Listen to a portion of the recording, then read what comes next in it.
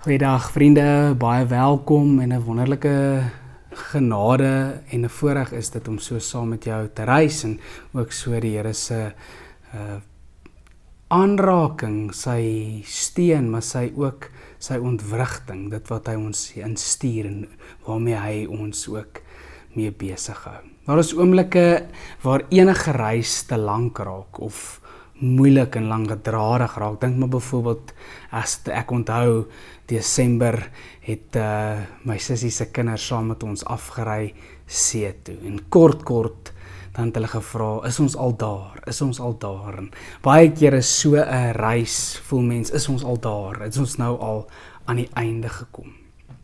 En lydingstyd is geen uitsondering nie. Dit kan aanloklik wees om maklik handdoek in te gooi, om op te gee, maar is juis in hierdie tye waar God ons roep om te volhard. En volharding is nie net teken van geloof nie, maar dit is ook 'n pad na genade en nuwe krag om te volhard.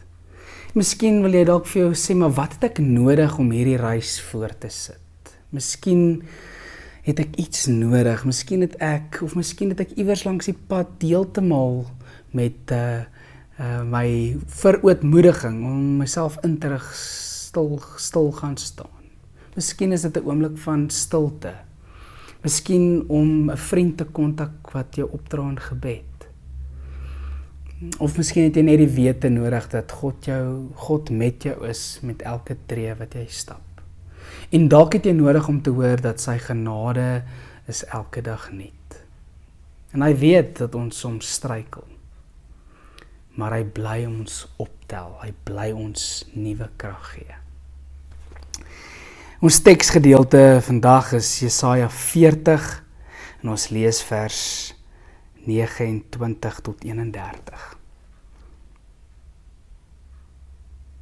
Hy gee die vermoeides krag, hy versterk die wat nie meer kan nie, selfs jong manne word moeg en raak afgemat, selfs manne in hulle vleer struikel en val.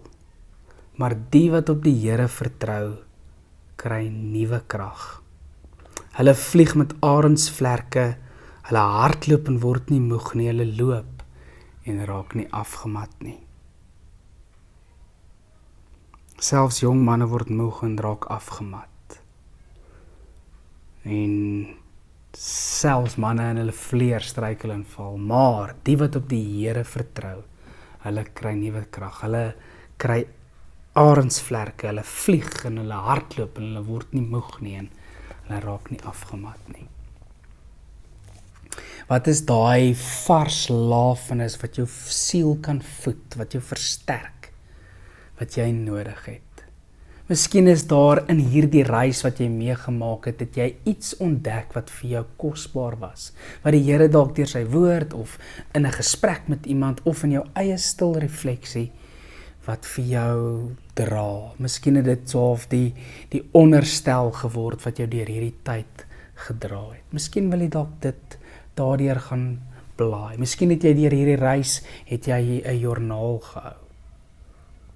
Miskien wil jy dit weer gaan opsoek en hoor hoe hierdie woorde jy ook dra. Of hierdie wete dat jy nie hierdie reis alleen loop nie.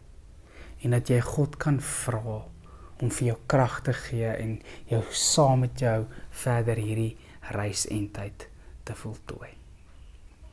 Mag ons ook so, ek lees nou die dag, iemand sê dit is elke dag lydingstyd. En dit is nogal 'n interessante gedagte, is om te sê, maar dit wat hier gebeur, bly nie net in hierdie fase of seisoen van my lewe nie, maar hoe kan ek dit wat ek hier, 'n geloofsdissipline wat hier gevestig is, hoe kan dit oorspoel in my lewe? En hoe kan ek dit integreer in my daaglikse geloofslewe? Mag jy die krag van een kry wat op arendsvlerke sweef, wat nie moeg raak nie, wat nie afgemat raak nie, maar wat nuwe krag kry by die Here. Wonderlike Here, baie dankie dat ons by U kan aanklop en ons kan vra, Here, gee ons die krag van 'n arend, dat ons vlieg en hardloop en nie moeg word nie. En die krag wat U vir ons gee, ons wat op die Here vertrou, kry nuwe krag. Wil U vir ons daardie nuwe krag skenk? Ons bid dit, Here, as mense wat afhanklik van U is en ook van U wil leef. Amen. Voorspoed en genade en seën. Ons sal selfs weer mooi bly.